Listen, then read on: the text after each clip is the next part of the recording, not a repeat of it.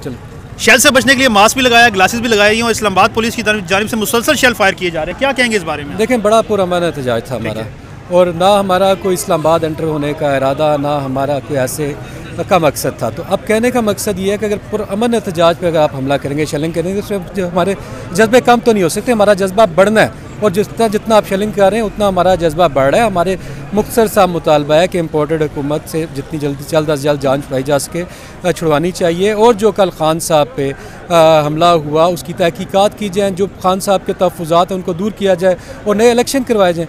ये बड़ा पुरअमन प्रोटेस्ट था, इसको अगर आप ख़राब करने की गवर्नमेंट कोशिश करेगी तो मैं समझता हूँ कि इसके रिजल्ट्स ये देखें ना, जितना जज्बा नज़र आ रहा है, ये लोगों का जज्बा बढ़ है।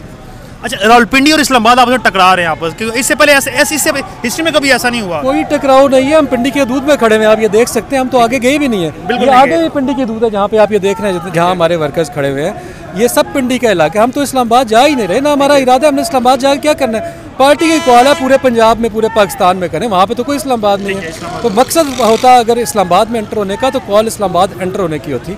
कॉल पुरअमन प्रोटेस्ट की है और हम वो पुरअमन प्रोटेस्ट जारी रखेंगे, बेशक ये शेलिंग करें, जो भी करना है। Thank you. अगर आपने हमारा YouTube चैनल सब्सक्राइब नहीं किया तो जल्दी से सब्सक्राइब करें और बेल आइकन पर लाजमी क्लिक करें।